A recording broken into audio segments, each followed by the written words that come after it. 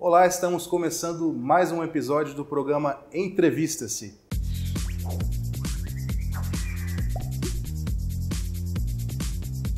Continuamos aqui com meus amigos Jorge Guimarães, presidente da ONG Vedas, deputado estadual Feliciano Filho e o juiz de direito Sandro Rolo. Nesse episódio a gente vai tratar da questão nutricional, das dietas sem nada de origem animal, especificamente sobre o ferro. Então a gente vai aproveitar a presença do Jorge, que além de um grande ativista, é nutricionista, especializado em nutrição vegetariana há muitos anos, né? Desde que eu me formei, desde 97, trabalho com nutrição vegetariana. Certo.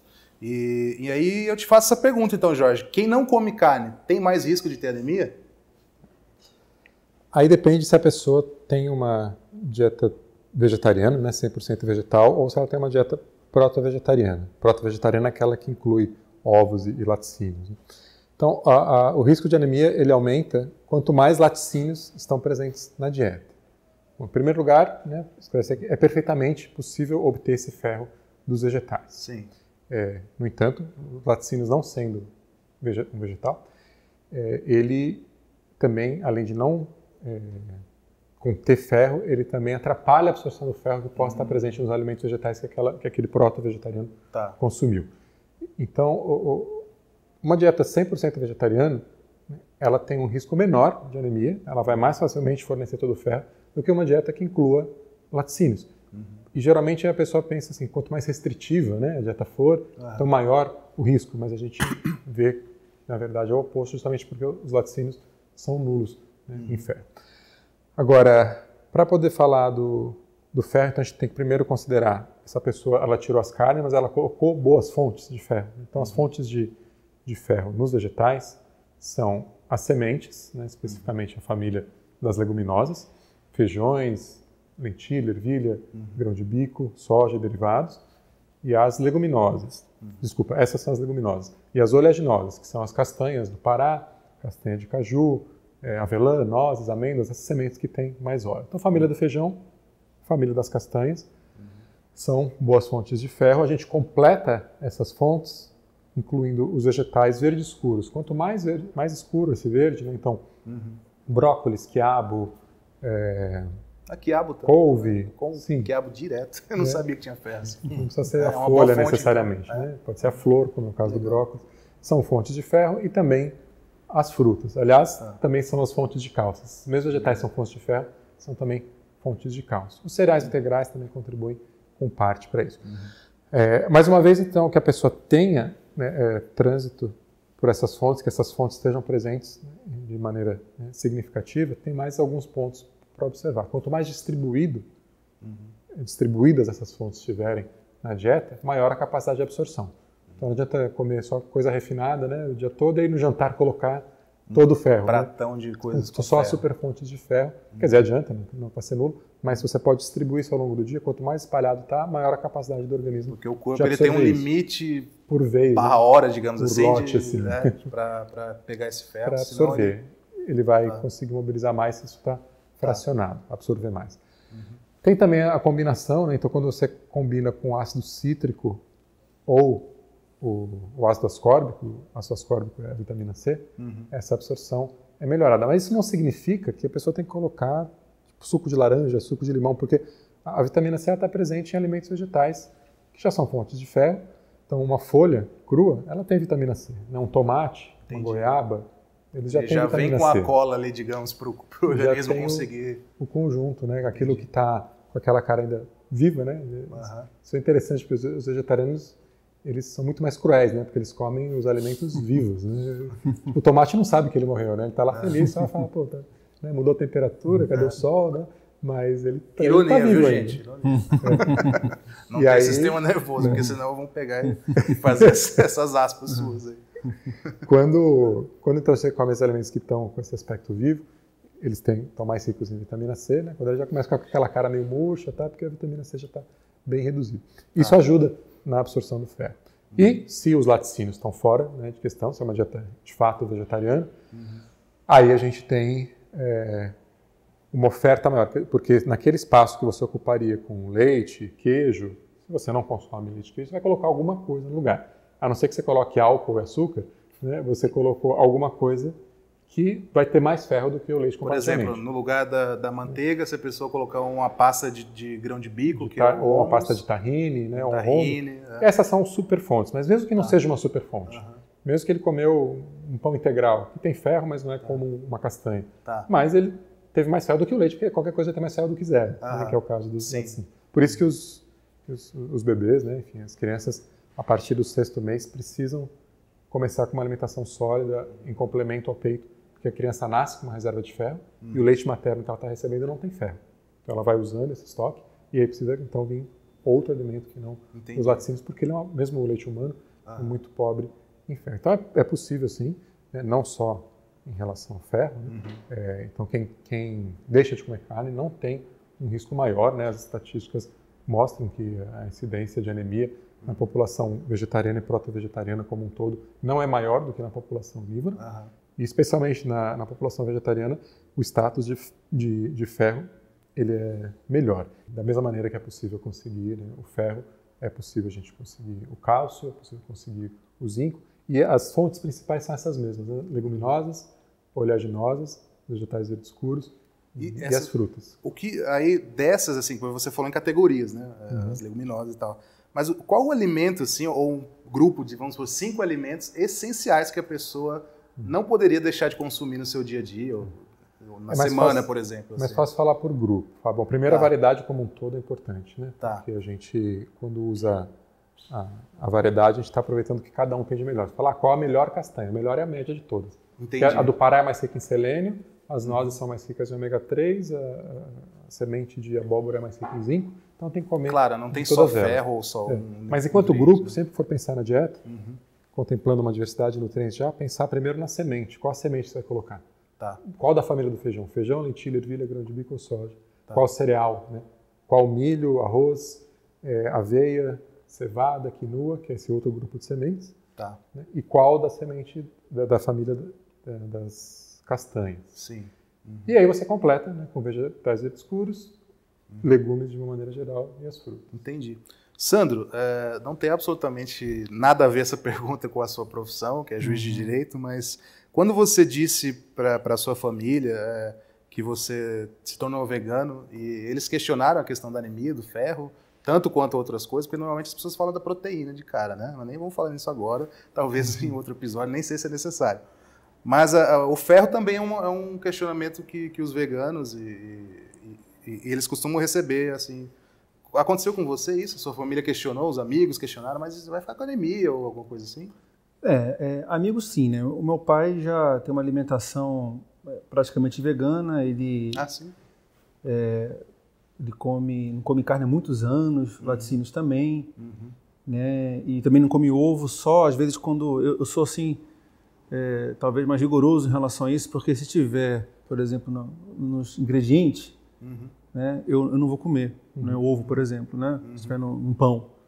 Então, mas aí meu pai tem essa flexibilidade. Talvez, mas muito pouco, muito pouco. Ele que, na verdade, foi minha inspiração né, para o vegetarianismo, né? Na verdade, eu tenho assim, eu falo duas inspirações. Meu pai foi a maior, e um outro foi o Jorge, né, com o Enda. Porque é o Encontro Nacional de Direitos Animais, exatamente. Um evento bianual, né? Bienal, acontece bienal, né? Aqui no interior de São Paulo. E é um evento fantástico, assim, realmente é um aprendizado muito grande, vale muito a pena ir. E foi justamente numa Enda de 2014 que eu aderi ao veganismo. Agora, assim, eu não como carne vermelha desde 95, né? Eu comecei... Bastante tempo. Depois de um tempo parei com frango, depois parei com peixe, e vegano realmente, uma alimentação sem nada de origem animal, foi em 2014, né? Talvez, assim, alguns da família, né, fora o meu pai, questionam, amigos questionam muito. Né? Do ferro especificamente do ferro, também? Da proteína. Né? Eles, assim, as pessoas às vezes mal sabem que cuidado maior está com a B12, ômega 3 também tem que ter um cuidado, né? Vitamina D também a gente tem que ter um cuidado. É que as pessoas normalmente, mesmo as que comem carne, e talvez até mais as que comem carne, elas não tomam cuidado com nada disso. Exatamente, porque eu tenho... Então enfim, elas pegam a proteína, que é uma coisa que fala na televisão direta, a proteína, que na verdade estão falando de carne, né? Ana Maria Braga no programa, vamos fazer uma proteína. uma carne, né? Então, eu faço os exames pegam assim, regularmente, não por causa da alimentação, assim, questão natural, para ver como é que está, né? Acho que todas as pessoas devem fazer e nunca tive anemia, né? Nunca tive problema de anemia ou falta de algum nutriente. Né? Eu tive um problema com vitamina D, por isso que eu fiquei mais atento a isso, né? Mas eu vejo que é um problema geral assim na população, né? Minha irmã, por exemplo, que come carne, enfim, bastante, não é? Tem deficiência de B12, né? Eu nunca tive, né? Nunca tive, apesar de não consumir carne vermelha pelo menos há 21 anos, né? Então, assim, eu vejo pessoas também meio que têm anemia, eu também nunca tive. Então, quer dizer, realmente é uma questão de a gente se importar mais. Eu acho que, na verdade, o vegano, ele se importa muito com a questão nutricional. Tem que ser. Né? Ele aprende, a gente aprende mais do que... Nutricionistas honorários. Exatamente. Nutricionista é um pouco entende de direito, né? Ambientalista, tem que entender um pouco de tudo, né? De filosofia. Então, quer dizer... Para argumentar até, né? Porque Exatamente. sempre que você fala, vem um monte de contra-argumentos. Principalmente o veganismo, porque o veganismo realmente, quando eu já tinha... Exatamente. Chama atenção, porque a gente costuma ir nos lugares, né? Antigamente, quando era proto-vegetariano, quer dizer, era mais simples, né? No sentido de comer ali uma lasanha, um bolinho de queijo, essas coisas. Depois que tornei vegano, não, por quê? Né? Porque até isso não, né? Aí a gente tem que explicar e isso exige da gente um maior conhecimento. E também é interessante uma questão, depois que eu me tornei vegano, eu comi assim de uma forma mais diversificada. Podia parecer que ficou mais restrito, não. Ampliou. Comigo aconteceu isso. Apesar de ser uma alimentação que, por definição, restringe alguns poucos alimentos, na prática, né, ela é muito mais ampla porque a pessoa está confortável e a carne e os laticínios, eles ocupam uma boa parte do prato. Então, se a pessoa não abrir mão de ocupar o prato com aquilo, não sobra espaço para ela variar. Né? Então, a gente tem que ir atrás. E ao ir atrás, a gente consegue uma gama maior de nutrientes. Não só desses nutrientes mais discutidos, mas também de fitoquímicos, né, de substâncias protetoras, uma maior quantidade de fibras. Daí o vegetariano gozar de melhor saúde. Não só porque ele deixou de comer os produtos de origem animal, mas porque ele incluiu outros alimentos no lugar daqueles produtos de origem animal que trazem uma carga protetiva maior. Sim. Deputado, na Assembleia Legislativa de São Paulo, onde o senhor está, chamo de senhor, onde você está praticamente todos os dias, imagino, os colegas questionaram já alguma vez? Mas e o ferro? Proteínas, tenho certeza que alguém já falou. Essa questão agora, ferro, anemia, já apontaram alguma coisa? Muita gente brinca muito, né? Eles brincam. Eu sou de origem libanesa, então tem um deputado libanês e fala, mas como assim? Isso é um libanês falsificado. O libanês tem que comer carne, tem que comer isso, tem que comer aquilo, né? Então existem essas brincadeiras mesmo, mas hoje todo mundo sabe, até existe já uma diferenciação no próprio café lá dos deputados por conta de mim e de outro deputado também que faz restrição a essa questão. Até um novo restaurante que está na Assembleia, que agora mudou, a gente da contratação, tem que ter pelo menos, que existem muitos funcionários da casa que são vegetarianos. Alguns veganos. Teve essa mudança na Lesp? Então a gente pediu, inclusive foi um pedido meu, na segunda secretaria, para que incluísse no cardápio pelo menos 30% de comida vegetariana. Porque a maioria é vegetariana, veganos são poucos, né? Mas o que as pessoas dizem ao contrário, para mim, é a questão da proteína. Todo mundo fala, mas como é que você... E é engraçado, quando eu me tornei vegetariano, antes de ir para o veganismo, as pessoas falavam assim, mas você não come carne? Então o que você come? Mas eu como tudo, só não como a carne, eu dizia. Só não como a carne, né? A pessoa que pergunta isso não deve comer muita coisa diferente. Então as pessoas... então só come folha, só come alface, não sei o quê. Então as pessoas, elas perdem um pouco, elas não têm essa visão que o Jorge disse, que você tem uma ampliação, né, do cardápio, de tudo aquilo que você vai consumir. Agora, no início, porque frango eu já não como frango há mais de 30 anos. Depois que eu vim matar um frango, eu já não comia frango há muitos anos. Antes da carne vermelha? Muito antes. Frango, já há 30 anos que eu não comia frango. Depois que eu sou ex-atleta. Então, eu fiquei um pouco preocupado no início, quando não entendi essa questão da proteína. Eu fiquei um pouco preocupado, eu parei com carne vermelha e continuei comendo peixe uma vez por semana. Acho que durante uns 6 meses, um ano. Depois eu parei com o peixe também. E eu achava que eu fosse sentir necessidade pelo fato de eu era atleta naquela época e tal. Praticava que tipo? Artes marciais. Ah, sim? A vida toda. Qual luta? Praticamente quase que todas, formado quase todas. Mas aí descobriu que... Aí eu percebi que não era. E se você vê, Carlinhos é vegano, né? Parece que Carlinhos é vegano, Erjô, vegetariano. Isso é uma matéria na Folha de São Paulo, inclusive mostrando as vantagens que tem os atletas veganos sobre os outros atletas. Né? Você viu essa matéria? A gente tem tido, né, cada vez mais atletas aderindo, né? Fisiculturistas até, né? Que antigamente era alguém que... ótimos, né? E hoje o Carl Lewis, que você citou na época, ele aderiu ao veganismo não por uma opção de ideologia, nem sequer a opção dele. Foi a dieta que o treinador dele passou para ele. Foi na época que ele ganhou aquele monte de medalha nas Olimpíadas de Los Angeles, né? Quando ele se mostrou mesmo. Ele estava vegano como sistema de treino, justamente para depois ficou. Né? Para ter alto rendimento mesmo. Mas foi visando o rendimento. A gente tem pessoal de escalada, triatleta, ultramaratonista, né? Tendo um desempenho muito melhor do que os colegas. O atleta que é considerado o maior maratonista do mundo, se eu não me engano, é Scott. Dave Scott, ele é ex-campeão. É esse? Ele lançou até um livro enfim, tem muitos exemplos. Até aproveitando, Jorge...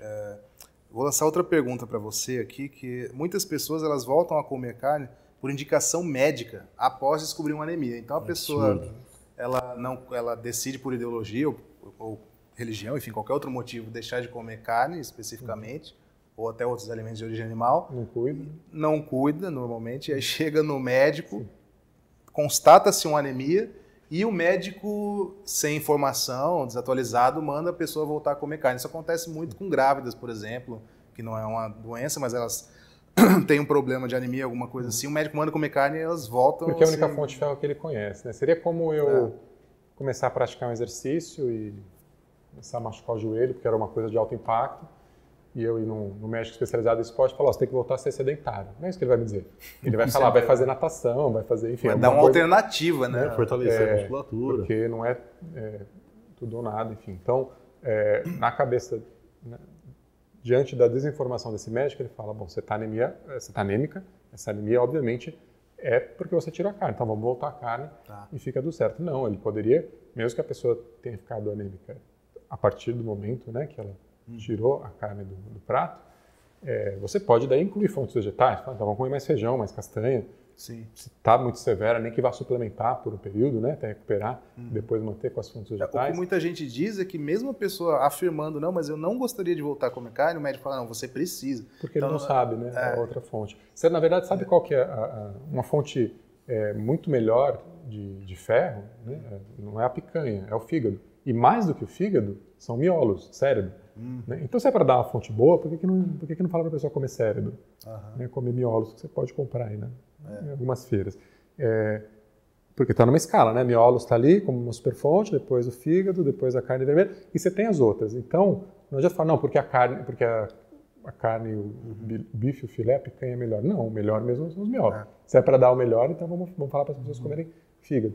Então, se não tem que ser tipo o melhor, tem as fontes vegetais que já são razoáveis, já são suficientes. De fato, a carne, num pedaço pequeno, ela concentra uma boa quantidade de ferro. Por isso que é viável uma dieta que inclua laticínios quando a pessoa inclui carne. Porque a carne é uma super fonte de ferro pobre em cálcio, os laticínios são uma super fonte de cálcio pobre em ferro. Aí você tem que comer esses dois alimentos cheios de gordura e contaminantes químicos, enfim, para poder conseguir o ferro e o cálcio. Sendo que você poderia fazer isso comendo a couve. Vai ter o ferro, vai ter o cálcio num único alimento, com menos calorias, em vez de ter gordura, vai ter substâncias protetoras. Tem proteína na couve? Tem proteína na couve, alface. Mas você teria que comer um volume muito grande. Sim, mas tem proteína. Tem. Tem algum alimento que não tem proteína? Mesmo as frutas, né, que vão ter ali 2%, 5% de proteína, que é baixo, mas tem. Só que a questão com folhas e frutas para proteína é que você tem que comer um volume grande. Então, você teria que consumir um volume talvez inviável se você fosse depender só das frutas. E uma coisa que sempre trazem também, eu acho que você deve receber essa pergunta no consultório, o ferro da carne, ele é melhor absorvido? E, se sim, como resolver essa questão de forma vegetal, digamos assim? O ferro da carne ele é mais bem absorvido, né, de fato, mas vamos destrinchar isso. Existe o ferro M, que é esse ferro que é mais bem absorvido, existe o ferro não M, né, que não é tão bem absorvido. No entanto, as pessoas falam ferro da carne como se 100% do ferro da carne fosse o ferro M. Entendi. Qualquer vantagem que você atribua ao ferro M, apenas 1/3 do ferro da carne é do tipo M. Os outros 2/3 do ferro que está na carne é do mesmo tipo do ferro que compõe 100% dos vegetais, que é o ferro não M. Daí que é necessário ter essa combinação para você aumentar, né, a capacidade de absorção, combinar com ácido cítrico, com ácido ascórbico, né, com a vitamina C, para facilitar. Agora, não é porque ele é menos bem absorvido que ele não seja suficiente. Se você comparar, tá, esse aqui é mais bem absorvido, esse ferro M, do que o outro, do que o não M, dos vegetais. Mas não quer dizer que os vegetais não sejam suficiente. E outra, a gente tem muitos casos que as pessoas estão com o ferro muito alto. E o corpo, ele escolhe melhor o quanto ele quer absorver quando se trata do ferro não M, desse ferro que compõe a totalidade do ferro dos vegetais. Se você oferece o ferro M, mesmo que o seu status esteja normal, o corpo absorve a mesma proporção. Então você pode ter um excesso de ferro. Isso mostra, então, do ponto de vista fisiológico, né, a gente está mais adaptado para o ferro não M, porque a gente não tem uma via de excreção do ferro. Se você está com ferro em excesso, né, você pode doar sangue, as mulheres menstruam, perdem algum ferro, mas a gente não tem como se tomar um excesso de vitamina C, vai sair na urina, de complexo B, vai sair o ferro ele continua no corpo, então? O ferro continua. O ferro está no centro das reações de oxidação, essas reações que causam danos ao DNA, né, nos processos de envelhecimento, da oxidação celular. Então é importante que o ferro não esteja em excesso. Então esse ferro que está nos vegetais, né, todo o ferro que está nos vegetais, permite que o corpo escolha. Quando o status está bom, ele absorve menos. Quando o status está baixo, ele absorve mais. Agora, você vai ter uma resposta melhor com o ferro que está na parcela do ferro da carne? Sim, mas não quer dizer que a gente precise disso para a pessoa se recuperar necessariamente ou manter. Entendi. Todo vegetal que é rico em proteína é rico em ferro. E todo vegetal que é rico em cálcio é rico em ferro. A única maneira de conseguir cálcio sem conseguir ferro é consumindo laticínios. Daí, então, novamente, né, para você não correr o risco de faltar ferro, fique longe dos laticínios. Sempre que você estiver buscando o cálcio nos vegetais, não tem como você fugir do ferro, ele vai estar lá também. Entendi. Sempre que você buscar proteína, o ferro está lá. Então, para quem é 100% vegetariano, o ferro não está na lista de prioridades, não está no foco do planejamento, ele acontece por consequência. Porque praticamente todos os vegetais que você consumir, a não ser que sejam extremamente refinados, né, como álcool, uma farinha branca, hoje em dia, inclusive a farinha branca é enriquecida com ferro também, mas é muito difícil a pessoa ter uma deficiência de ferro. Até eu queria falar sobre isso, que a questão... Você falou do cálcio, né? E o cálcio dos laticínios não é bem absorvido, né, pelo nosso organismo, né? Porque parece que me falta assim, magnésio. Esse que vai justamente ajudar nessa absorção, não é isso? É importante um balanço de cálcio com magnésio para que ele seja bem absorvido. Né? E o leite de vaca ele tem muito cálcio e pouco magnésio, que é o que o bezerro precisa. Claro. Né? Para a fisiologia dele, por isso que é o leite feito para o bezerro. E voltando tem muito assunto sobre nutrição, a gente realmente poderia fazer um curso completo até. Mas, sobre a questão ainda da anemia, existe um outro tipo de anemia que não é por ferro, não é isso? A anemia por falta de B12, de vitamina B12. Ela é mais comum em veganos? Como que você enxerga isso, da sua experiência também no São 3 tipos de anemia. Né? Tem são 3 por tipos. Ferro, por B12 e por ácido fólico, que é uma outra vitamina do complexo B. Sim.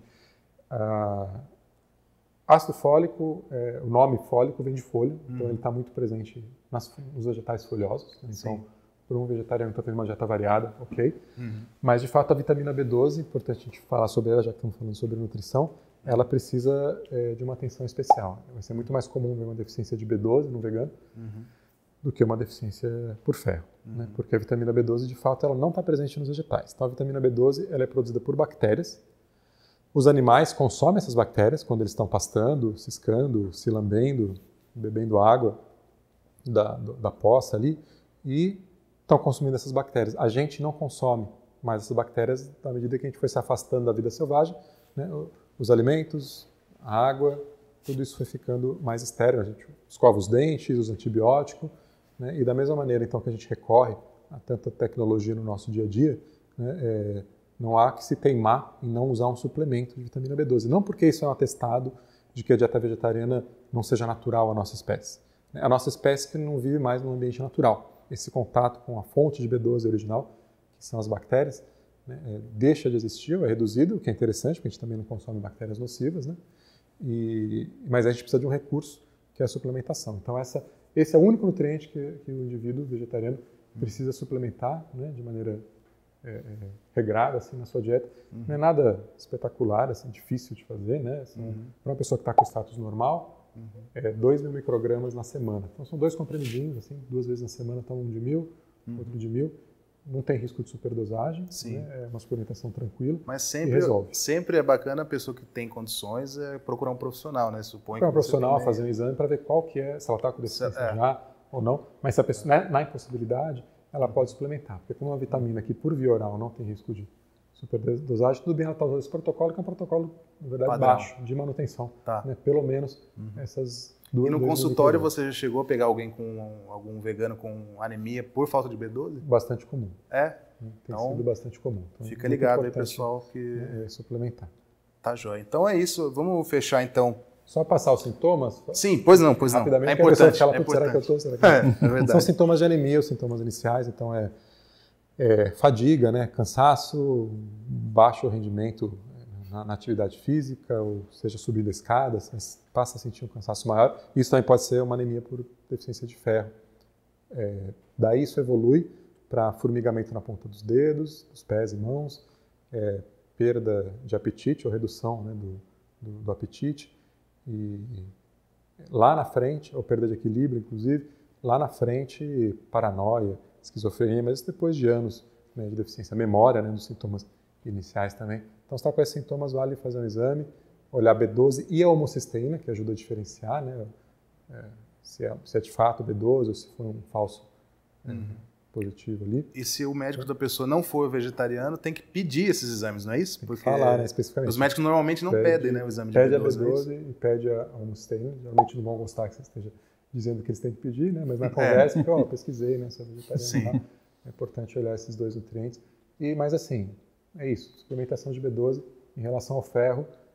Para você cuidar, se você é proto-vegetariano, o melhor jeito de cuidar é se tornar vegano, né? Para tirar os laticínios da dieta que incluir outras fontes. Bastante. A gente tem aqui 2 pessoas que foram proto-vegetarianas durante muitos anos. O Sandro é vegano há 2 anos, mas né, sempre com saúde, né, na correria, e não tiver. E quando a gente olha na maior parte da população, eu disse que no consultório é comum ver deficiência de B12, mas porque essas pessoas estão procurando, sim, né? O profissional estão com sintomas. Sentiram alguma coisa, talvez, está procurando. Entre a maioria dos veganos que eu conheço, eles vão estar com uma deficiência de B12. É perfeitamente viável, são alguns cuidados pequenos que são cuidados muito menores do que... Está correndo um risco muito menor se falhar nesses cuidados, inclusive, do que quando a pessoa falha numa dieta onívora que ela está tendo risco de excesso, né, de doenças crônicas degenerativas. Sim. Então, muito melhor esse risco de deficiência e pode ser facilmente cuidado do que os riscos de excesso de uma dieta onívora. Correto. Então, a gente vai finalizando aqui esse episódio e com ele a segunda temporada do programa Entrevista-se. Gostaria de agradecer imensamente, não tenho palavras para agradecer a presença do Dr. Jorge Guimarães, Dr. Sandro Rolo e o deputado Feliciano Filho, que a gente sabe como é difícil ficar aí um dia inteiro para as gravações desse programa, ter essa disponibilidade. Muito obrigado mesmo. Prazer, espero vê-los aqui em breve. A gente vai voltar a debater alguns assuntos, porque felizmente ou infelizmente, não sei se os assuntos relacionados ao veganismo são infinitos, né? Então, comente aí no vídeo que você está assistindo, o que você faz exame, você sabe se você está bem no ferro, na proteína, na B12, você suplementa B12 se você é vegano, e se você não é vegano, você já parou para pensar se a sua B12 está ok? Pense nisso, cuide do seu corpo, porque isso também é ativismo. Tchau, até semana que vem para a terceira temporada do programa Entrevistas.